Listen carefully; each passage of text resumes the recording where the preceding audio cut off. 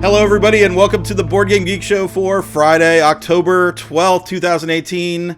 I am your host, Scott Alden, and once again, I'm joined by my lovely co-hosts, Steph Hodge, Linga Damerst, and W. Eric Martin. How's everybody doing? Awesome. Harried. Doing great. We made it to October, although, did we make it to October last show? I think we were like right at the end of September. Things have been crazy busy. No, it was September, yeah. We got a lot of things to talk about, so I'm going to run right into the first part of BGG news. Talked about it in the last show, but BGG.Spring tickets are on sale for 2019. That is Memorial Day weekend, and it's the May 24th to the 27th, and it's a Friday to Monday. So that's a lot of games, 4 days, even though it sounds like 3 in the numbers. But so please join us at the DFW Hyatt Airport in Dallas, DFW Airport. Did I say that right? For barbecue. We're going to have, access to barbecue. We're not providing it, but you could go buy it. And all the games you could possibly want to play. And all the games that we're going to be bringing back from Essen that you didn't get to play at BGG Fall. So that brings me to another segment on the show called The Mailbag. The mailbag! The Mailbag. It's mail time. Well, I want to thank the audience for responding to my plea the last time. We'd mentioned the BGG mail several times and nobody responded at all, but we were really excited. They started coming in right away. I was real happy. Yeah, let's jump into the mailbag. First question.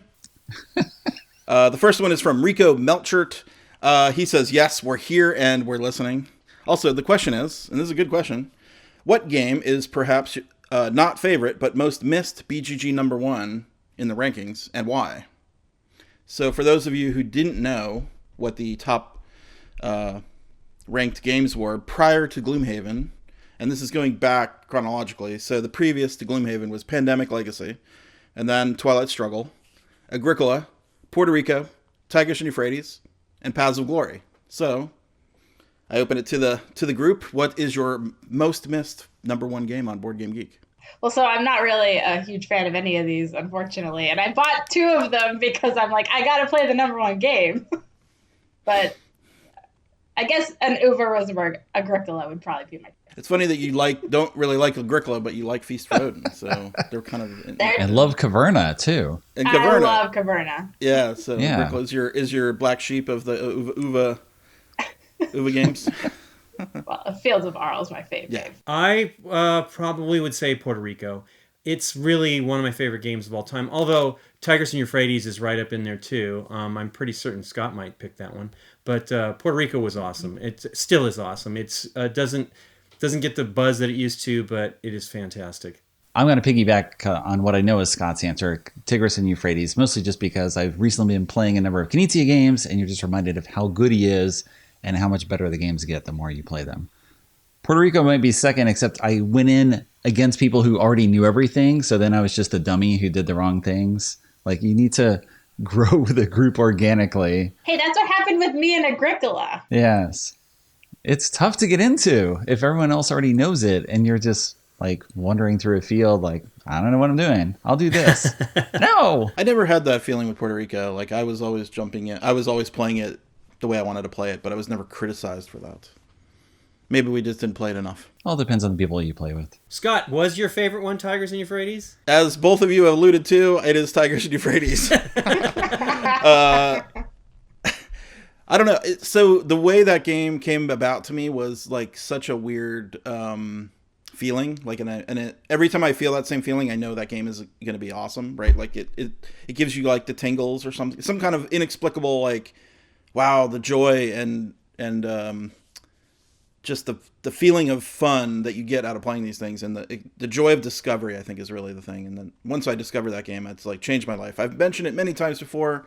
I don't know where you could find it, probably in an interview with me, at least in a couple different places. You talked about it on our BGG, our favorite games 2007 and before. Yeah, favorite games of all time from pre-2007, yeah, for sure on that show. So anyway, if you want to learn more about Tigris and Euphrates, it's a great game, but also I guess the Yellowing Yangtze game is coming out, and it's giving Tigris a run for its money, so that's a new release you could look into. Totally. Next question in the mailbag is from Jan.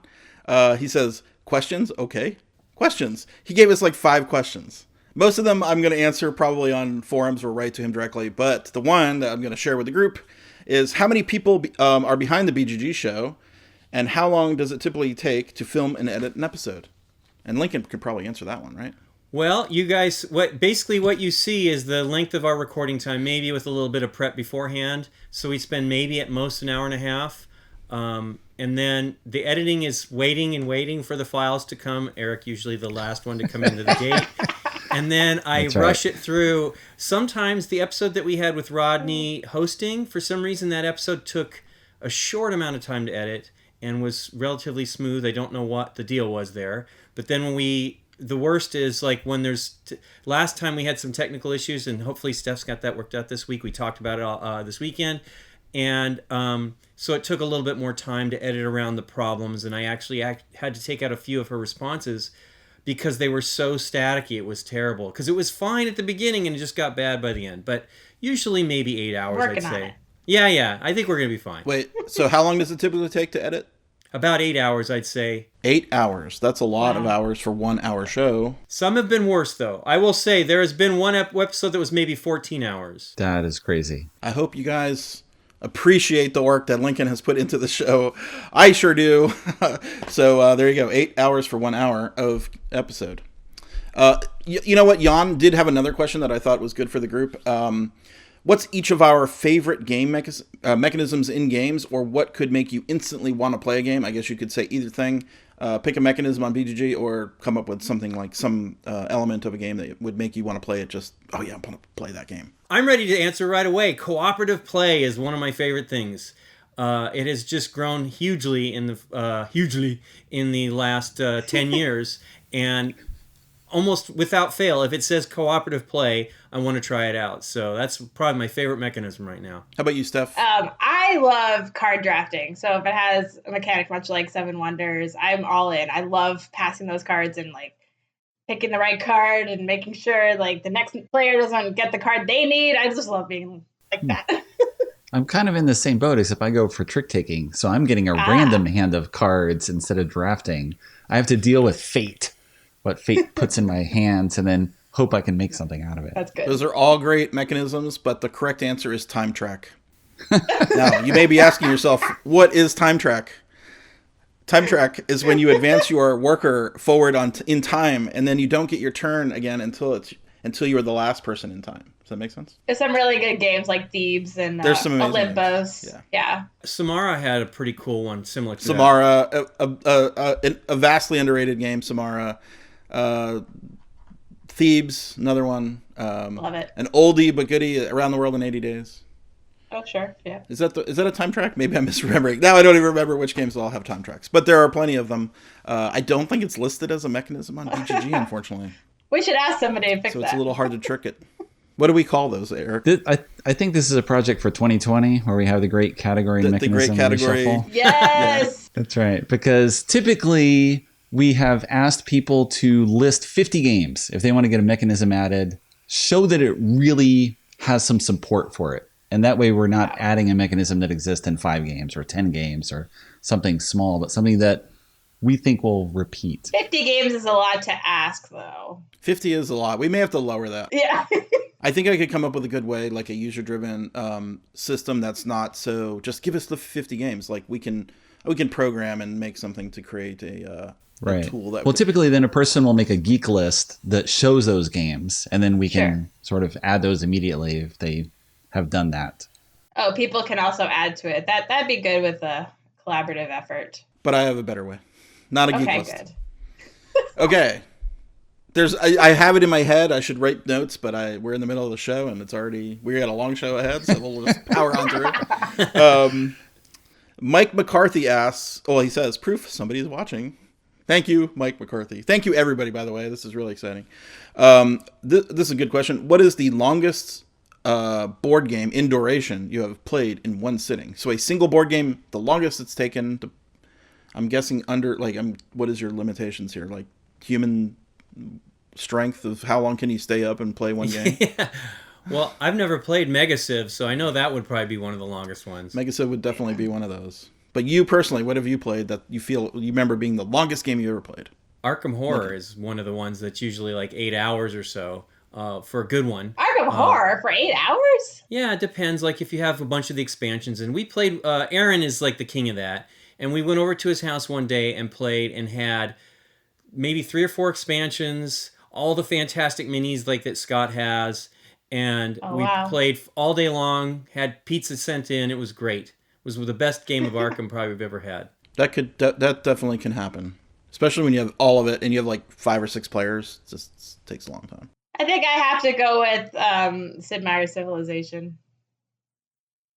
It's probably 5 or 6 hours. I don't know. Wow, that sounds like a long time. That is for a long you. one. It's a long time for me. That's a long game. It goes by in a blink though, because Civilization has such a great, just the turn order and there's super fun like parts of it that just are really rewarding. I think I answered that incorrectly though, because I'd say Pandemic Legacy Season 1, which I played with you. Oh, one sitting. Okay. Oh wait, okay. we did. We played it 2 long days on two different weekends, so maybe that was longer. How long did we play that for? We played 10 hours. Well, that beats my game that I previously remember playing for the longest, which was Twilight Imperium, 3rd edition, which I think took about 6 hours. But now I remember we played Pandemic. I think we started at noon and went to like midnight, and so that's a 12-hour day. Yeah, we did it 2 days. Yeah, 2 days of that.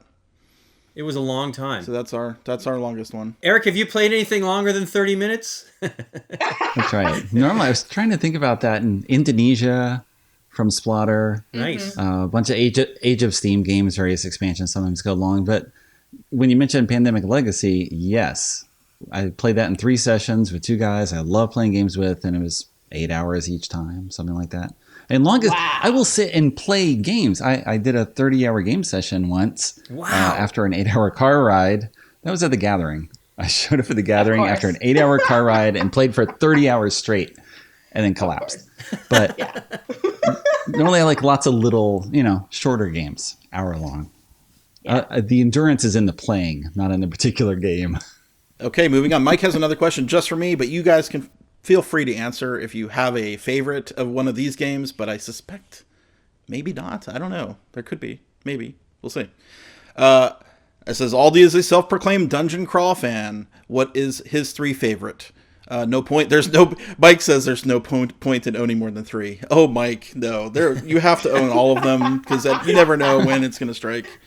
I'll go in reverse order. Although this is not a dungeon crawl per se, it definitely gives me the feeling that I get from dungeon crawls, and it's Talisman. Talisman is one of those games I played in college, and I mean that definitely fed into my gamer DNA. So it's always got a great. I always love playing Talisman, even though it's just kind of not a great game. Number 2 is a new one called Sword and Sorcery, and we've been really loving that. It's got a very cool monster AI control thing, and it's just got a lot of fun. And you can turn into a ghost in that game. It's pretty cool.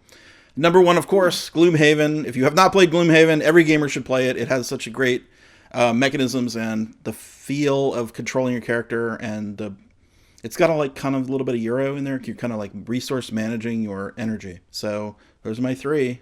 What about you guys? Do you have any favorite dungeon crawlers? I loved the one that I've played with you a few times is Descent, and I don't even own that game. I really, really love that game, but it was at a time where that seemed like too much of a system to get into, so I always would just play it with you. But I love that game. I've not had a chance to play Gloomhaven yet. I think I'm going to love that one.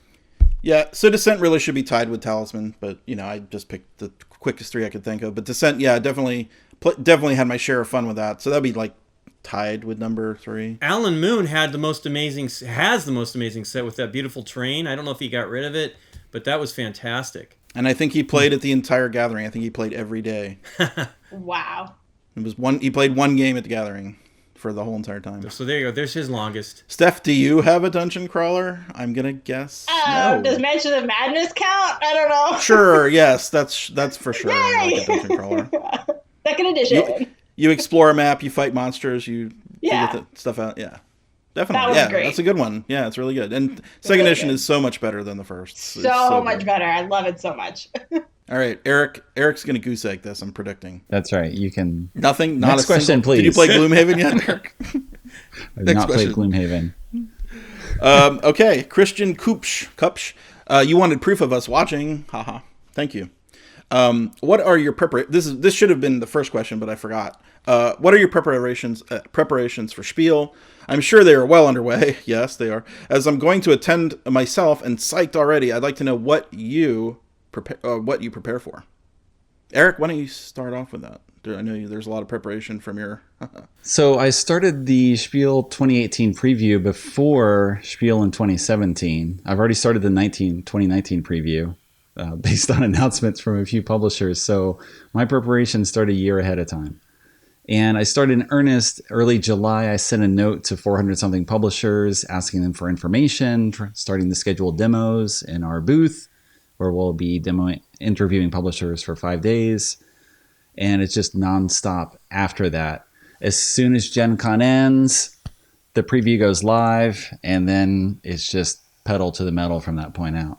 So just trying to update everything, searching and finding whatever I can. So the preview currently is like well over 1,000 games now, right? 1,079. Wow. What do you think our final number is? Anybody want to put a bet? I'm going over 1,100 because I still have things that I've heard from different people. They send me a list. Some people just respond today. 2 different publishers just responded for the first time being like, oh, you needed information on my games. Well, copying my July note in there. So we're still adding stuff for another couple of weeks. Well, from Lincoln and my perspective, we are basically focusing on the tech, right? Because you do the preparation and planning, the scheduling. We're making sure that the technology arrives, what we need, getting the booth set up, the booth plans. We filed the booth order for the internet, the walls, the furniture, all that stuff, the refrigerator. I need to order the drinks. Don't remind me. Oh, okay.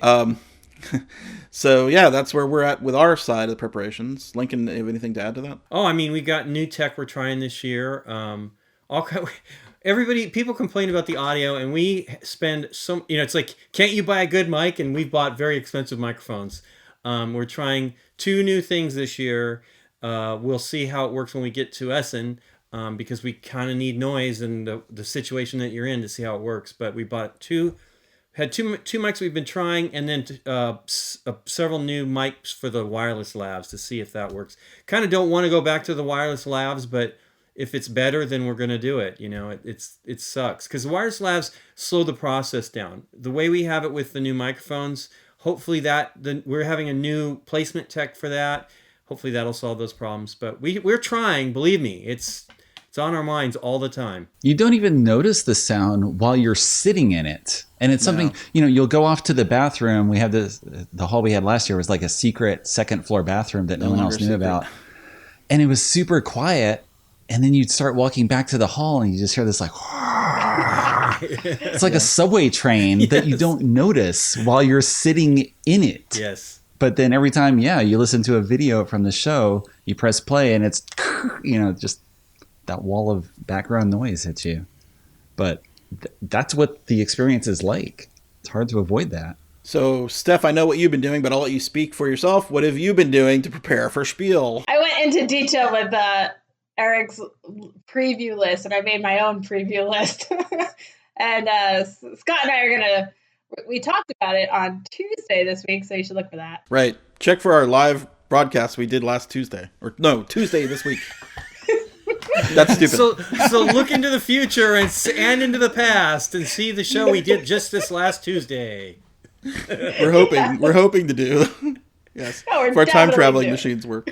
I thought it was this/last Thursday. I thought it was the 11th. No, it was Tuesday 3 days ago. Oh, okay. All right. One of those times. All right, this is a very introspective question. I usually don't like to answer these, but we'll throw it out there, and you guys maybe can say some stuff, and maybe I'll come up with something. From David Seidner, question for the BGG show. Hi, all. My question is, where do you see BGG in the next 5 years? Wondering both about technology innovations for the site, as well as plans for expanding media content, and what do you see coming in the near future? For those of the co-hosts that may not be involved in these decisions, well, everybody's kind of involved in BGG. My questions would be, what would you like to see on BGG or innovate in the next 5 years? We've started this year with really expanding our media coverage, and it's been great. And I just hope that we can continue to grow and come up with interesting shows to watch, because it's, there's a lot of choices out there, and we're trying to make something that is different and interesting. So I'm hoping I keep dragging everybody into the BGG show, so I'm hoping people are enjoying it. Right. So from the media front, things have been growing. I mean, we've got 5 media people now on staff, whereas previously we had 0. So this year has been quite an explosion of that. I'm excited for that, to see what happens. We kind of have to let it percolate, right? You can't really do media success overnight. You have to really work at it, as you know, we're trying. We want to provide fresh perspectives on stuff, right? Like there's a lot of things that are set in their ways in the board game world right now. And so maybe we have some exciting ideas to kind of like, maybe we'll do something different. But of course that is hard. And who knows, maybe in 5 years, there's going to be so much stuff that will be like too much to handle, or it already is too much to handle. We're kind of like on the cusp of like all these games coming out, and like how can you cover all of them? And the answer is you can't, especially with just 5 people. So who knows, maybe we'll have this media empire of dozens, and it could be a lot of citizen reporting too, right? Like if we have a lot of people feeding into the show and we kind of put it out there, that's kind of an exciting possibility. That is absolutely something we're doing. So it's in the plans. And from a technology side, we just moved to the cloud, so that's a big leap for us. So hopefully I can start using that extra power to kind of do the new features I've always wanted to do. There's so many things. Image recognition is a big one these days. I want to get image recognition into the site. Can you imagine if you clicked your phone on the game and it recorded that it was in your collection or in a play? That would be fun, right? And then you don't have to type it. Or it just brings up the BGG page as you scan a game in the store, and you can watch a how to play video. There's countless possibilities there. So, I mean, that kind of stuff is exciting, and it's doable. It's being done now. And so there, the technology side is always a little slow because even though we have 5 media people, we only have 2 programmers, and I'm one of them, and I'm a media person too. So I'm splitting a couple different ways there. So, we need more technology. That's right. More so Scots. That's exciting. Things are getting easier, honestly. The more we figure things out, the easier it becomes, right? Like we're building a new structure of BGG so that it's easier to build on. We've talked about this for many years. Finally, it's coming to fruition.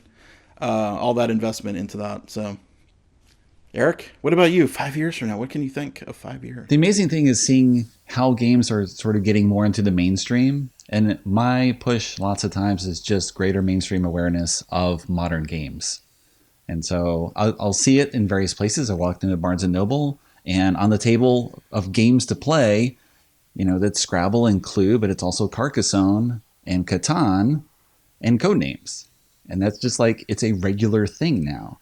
And so I want to be ready for when more people come to BGG as sort of an introductory thing. And we're kind of getting that with the integrated video system, where now people will visit a game page and they'll see Rodney there with a watch it played video and learn how to play immediately.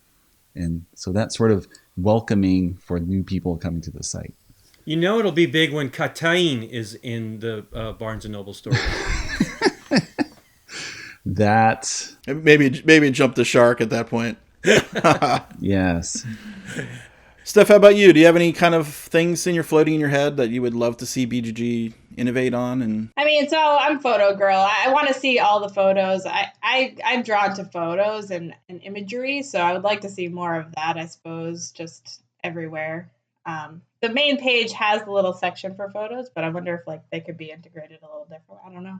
Yeah, that's definitely one of those things we tried to do with the new design, but it kind of maybe got lost a little bit in the implementation of presenting imagery for games instead of text.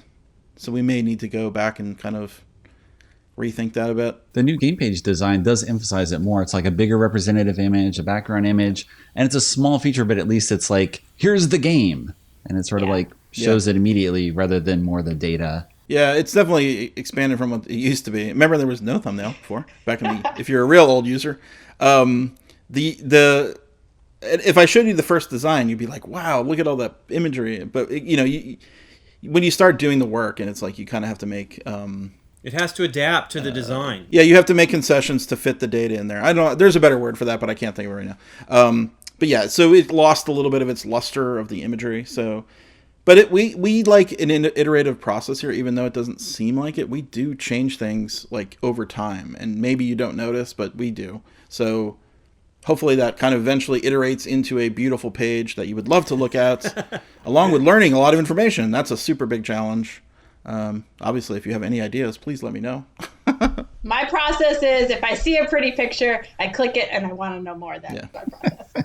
Yeah, we are creatures driven by imagery and visuals, right? Like our eyes. And so that's a big part of our life. So yeah, I would like to make that more pretty for Steph and the rest of the world. For the rest of the world. Okay, next question from Ivan Grimm. This is an interesting one. What percentage of, he says, no buzz games, I would just say under the radar games, do you think are probably hidden gems? Like how many of those games that don't get noticed are good? Do you think the percentage of hidden gems has gone up or down over the years? Any ideas, anybody? Yeah, I mean, with more and more games that are coming out, there's got to be more and more hidden gems because people just can't simply look at every game. So, my example... Even though you're trying. I'm trying so hard. Like, an example could be any of the Japanese games that I love, like, that just never got picked up for whatever reason, or even, like, the Stouffer Dynasty. Like, it's still available everywhere, but people don't know about it. They haven't heard about it, so they don't know to go play it. And I love that game. Like, I think that's a great It's game. hard to think about sometimes because what's a hidden gem for you is trash for someone else. I mean, it's hard to say because there's an older game, Big Shot by Alex Randolph, that I first played in early 2000s. The geek rating I just looked up, 6.5. It's no one really talked about it, and yet I think it's a beautiful auction game. It is so well done in terms of its design, and it is perfect for me. So I don't know if anyone else cares about it, but it's a lot of times where you have to avoid the talk of, I only look at games above 8 on a rating because what Absolutely. you like is not what everyone else likes. So you got to dig and find sometimes. So I think the number of hidden gems can be huge, but it's a different gem for different people. I guess maybe the definition of a hidden gem would be a game that is universally liked or mostly liked, and people don't really know it. I guess that's a little harder to figure out, but we all have our personal games that we like. Universally among the people that know about the game. Right, yeah, exactly. I don't know. It's weird. That's right. There's definitely some games that get overlooked. I mean, that it's just too many games, right? And the distribution may not happen. Like the games that come out in Europe may never make it over.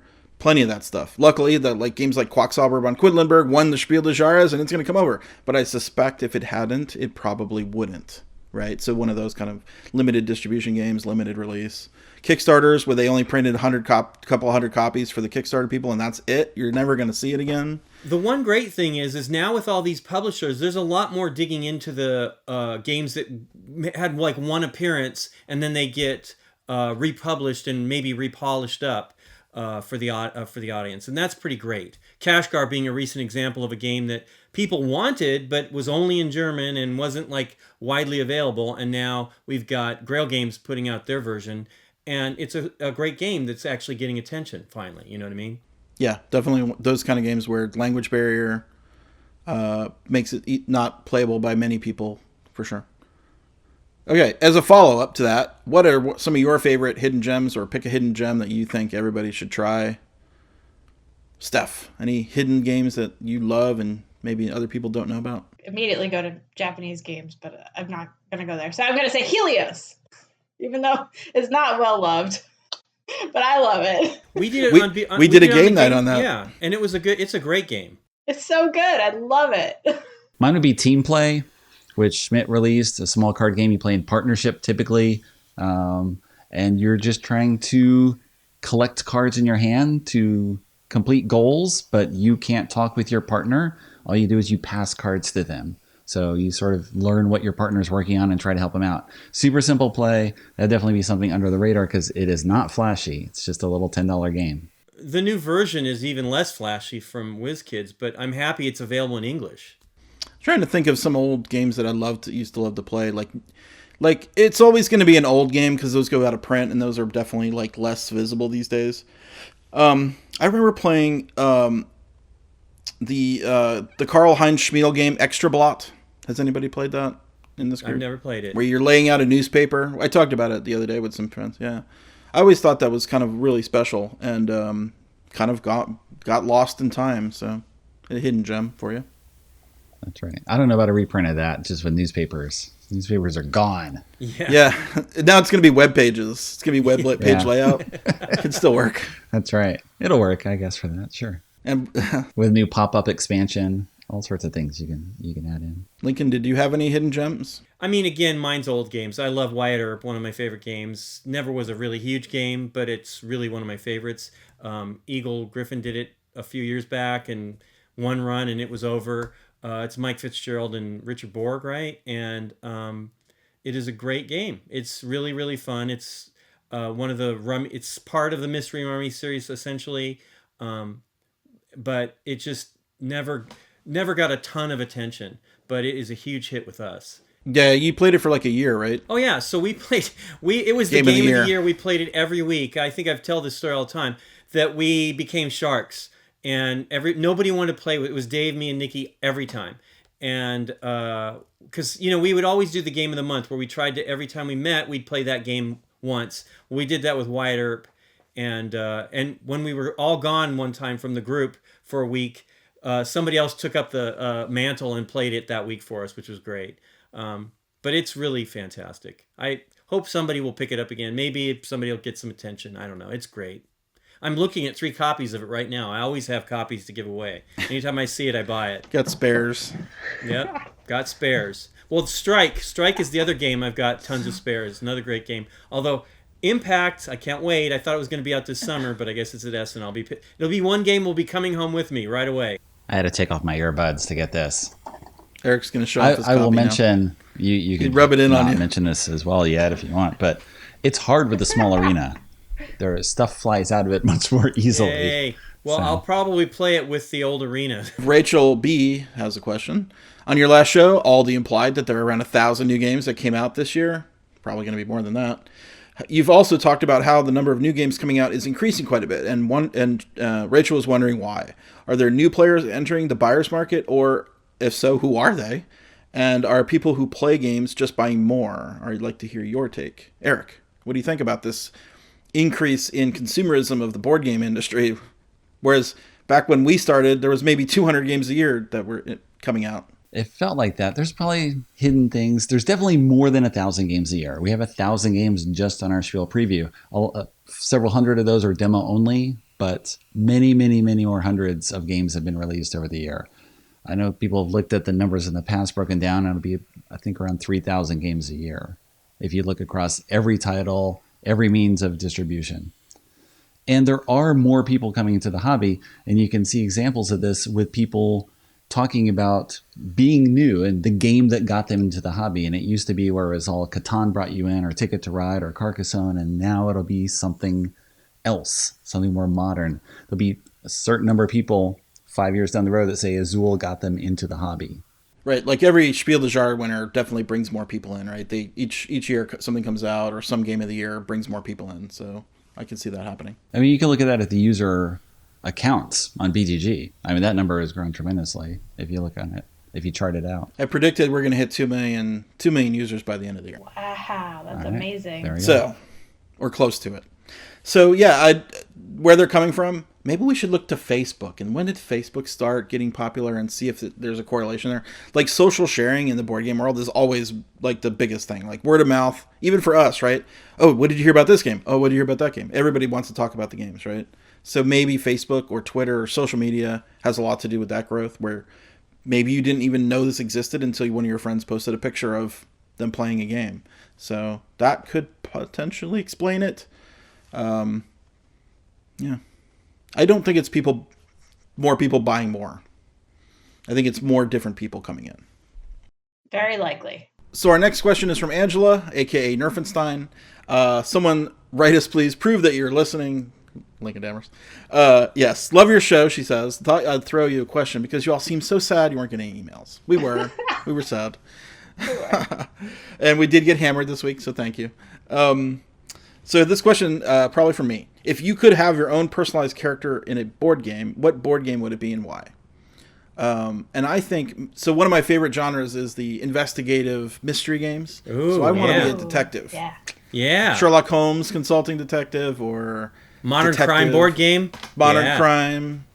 I'm really looking forward to that game where you like look in 3D or virtual reality to find the clues and hints and stuff. So those are definitely, I would want to be one of those. That's awesome. How about you guys? Anything from you guys? Yeah, I was actually just looking at Whitehall in front of me, and I just thought, I had the same idea at the exact same time as you, so I think I would have to go to similar.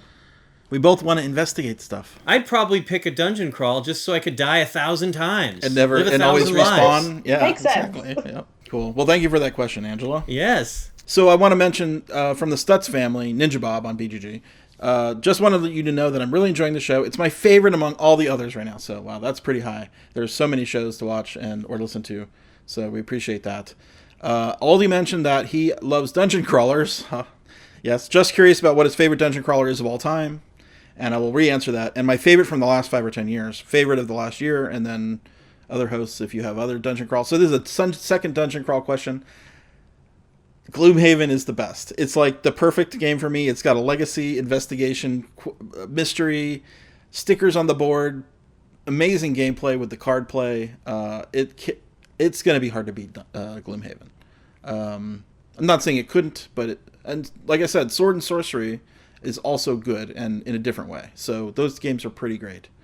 5-10 years ago, like Talisman. I'm still a Talisman person. Descent, really like Descent. I'm drawing blanks on some of the other ones. There's a lot, but I think those are the ones that are really stand out. So thank you for the question. I didn't want to skip it, even though I already answered it before. Okay. So moving on to what have you been playing? I know, Steph, you've been playing a ton. In fact, we both been playing one of the same games that we talked about recently. Do you want to talk about that one right now? And I can chime in a little bit about it? Okay. That'd be awesome. Yeah, so we're talking about Lucky's Misadventure here. And it's a deck building game, but there's a lot of different mechanics happening it's unlike any other deck building game that I know. So, yeah, you'll get 5 cards, but you'll have to choose 3 of the cards to use for the round. And then the other 2 you get to keep for next hand, or you could discard them. You might want to keep them for next hand because you're trying to get like combos and win different, like the Tinkering Challenge, or I forget what the other one is. You just played it. Wicked challenge. The Wicked challenge. So if you have the most Wicked power, you get a free Wicked card from the Wicked lineup. Wicked cool. It's wicked cool. So the object of the game is you're trying to escape from Oddtopia, which is that world, right? Yeah. And there's like 3 or 4 instant win conditions, I believe. 3. Yeah, no, I think there's 4 Yeah. because the pumpkin, 4? And then the sisters, and then the machine. Time machine. And then the actual game will end. And then if no one escapes Oddtopia, you win on points. Yeah. Yeah, which happened. Which I don't think I've ever seen in a deck builder before, where people could just instant win the game if they get the combo. It's so cool because there's different paths you might take. You're like, oh, the Pumpkin Jack is out there, Pumpkin Ted is out there now, and maybe I'll go for that. And then you go for it, and then you don't see the other card you might need, so you go for something else. I don't know. It's awesome. It's a steampunk Wizard of Oz. Neat. Wizard of Oz and Alice in Wonderland. It's so interesting, and all the characters are very cool. Like there's twists on all of the characters in Wizard of Oz, and I think this is one's going to be under the radar, but not now because we just mentioned it, and I think it's really worth checking out. Feed the toad. Feed the toad. Yes, you have to chant "Feed the toad" every turn. And it's a set number of turns, too. It doesn't keep going until someone wins. It's basically 10 turns, I believe. 14 rounds, I believe. Oh, 14? It's really cool. And there's these cards that pop out that could just kill your character straight out. Like Death appears, like the character Death. Yeah. I don't know if that ever happened to you, or Judgment. Yes, where it just destroys cards. Harsh. But that's a good way to thin your deck because you can kind of control which cards get destroyed. So that's a really cool way of doing it. Unless you need those cards, which happened to me. Yeah. You lost characters because of that? Yeah.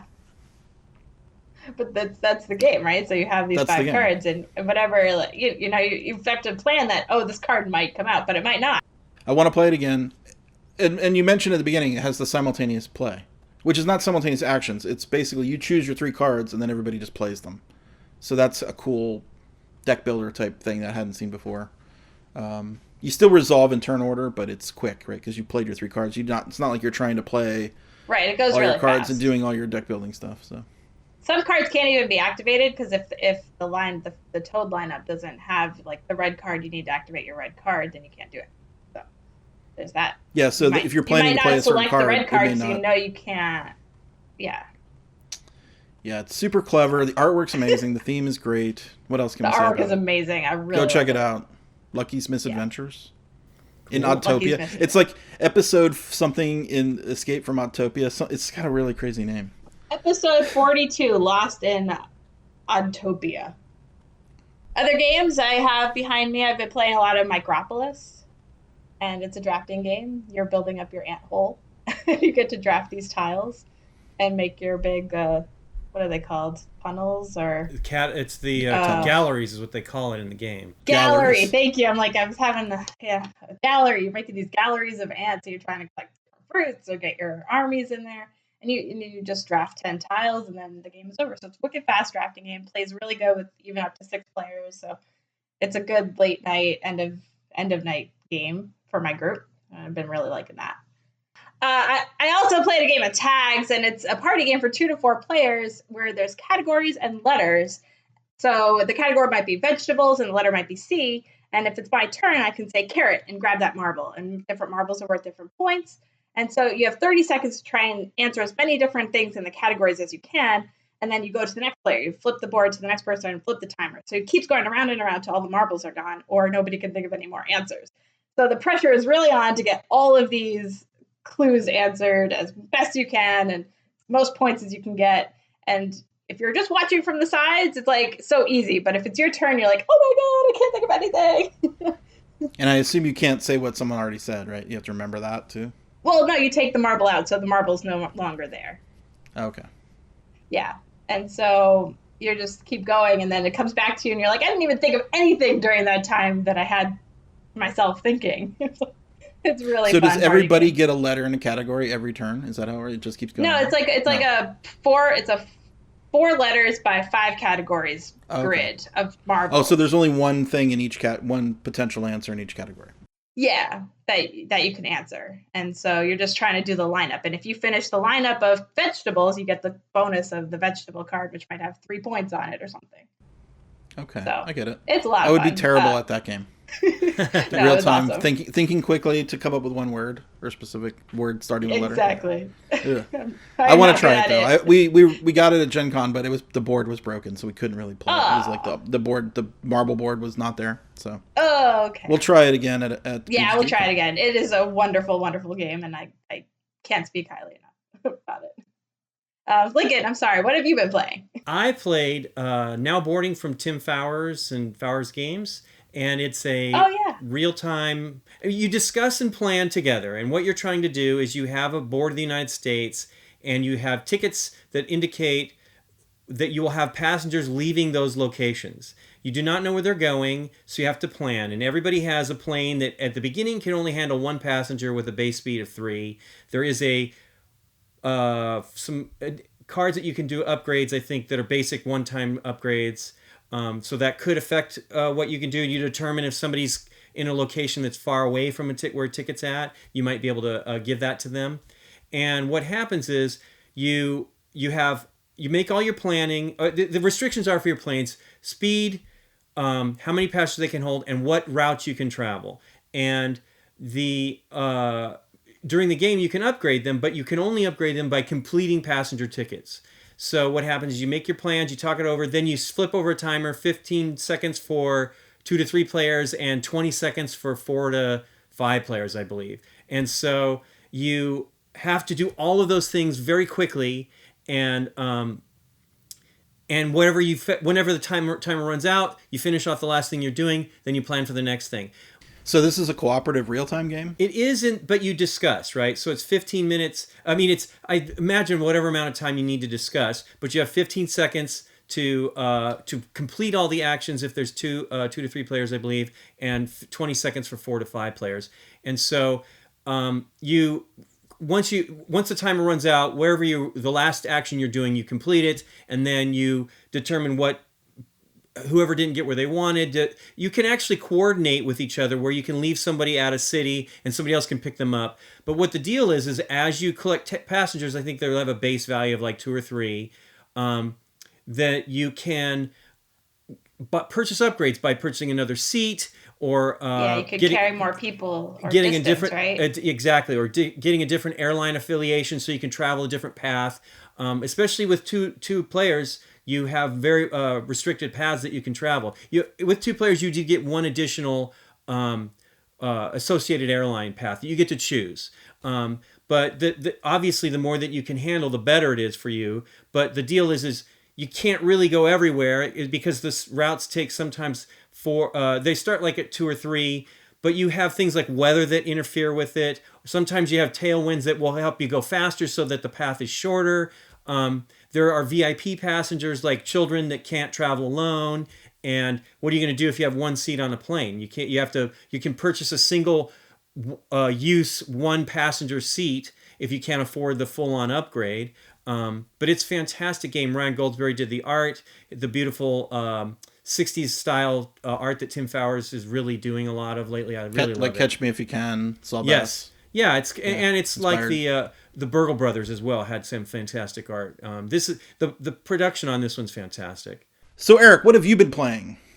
I've played Majolica, a game I've only played once. You may look at the box to see the pretty tiles, see reminiscent of Azul, but the game plays very differently in that you are drafting tiles. There's 4 tiles and 4 colors that you lay out on this board at random at the start of each round. So you have a 4x4 grid, and you're drafting tiles and putting them into your factories where you are trying to complete orders. So you're going to have some orders above the cards. And as you fill factories meeting certain requirements, having 2 sets of 3 or 3 sets of 2 or what have you, then some of the tiles get to shift onto the order cards and the rest of the tiles shift into the adjacent factory. And it's this incredible organization system where you're trying to have everything chained together and complete all these different requirements at once. And we had no idea what we were doing the first time we played, and everything sort of clicked about halfway through. And so it definitely takes that time to play. And I'm excited to play it again and then get an overview video out before Spiel, where the game will be available. So looks like a hybrid between Reef and Azul, kind of. With the look of the game, definitely. It has that appeal. We talk about the Instagram appeal of games before, and this definitely plays into it. What have you been playing, Scott? I finally finished Queensdale. Yay! And I tied for the victory, but I lost in the tiebreaker, so I didn't win. But it didn't matter. It was super fun. We all loved it. It's a great game. If you can get it and have the 30-plus hours to finish it, I highly recommend it. It's a legacy game, but it changes every game. Every game does change the game in some way. So that was exciting to see all that stuff. We opened up all the rest of the stuff that we didn't see. Obviously, there was some cool stuff that we missed. But we weren't sad that we missed it. It was fun to look at after the fact, and we were wondering how would it have changed the game if we had certain elements in the game that didn't appear. But it's really cool, and we sort of predicted the end of the story, but we were kind of still surprised at the ending. It is a kind of racy ending, I have to say. So kind of interesting there.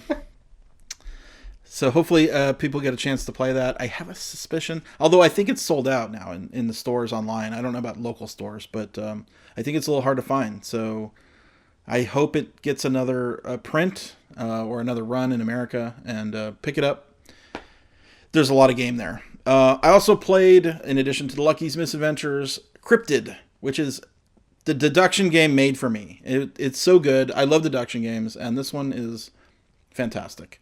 You're trying to find I think Eric has talked about this on a preview video. It was I won't Chaz. go into too much. Chaz played it. Oh, Chaz talked about it last week. Yeah. Well, I will just I'll just point back to that. Why don't go back to our previous episode and look at Chaz's description. I really loved it. We played a couple of the basic games and then we jumped to the advanced game. And it's we had a couple games where one of the players, Mike, he was just guessing. He was saying, I think it's here, and he was right 2 times in a row. We were just how did you even though there was not much information given, he was just using intuition and kind of guessing and basically finding the cryptid, which was kind of frustrating to us. We're You played it so many times. So was it really fast? It's really fast? We played it 10 times in a row. By the end of the night, though, we were definitely frazzled. It took a long time to find the cryptid. Whatever. You go back and watch Chaz's thing, but it's basically a deduction game where only one space on the board has the cryptid. based on all the rules that are out in the game. So super cool.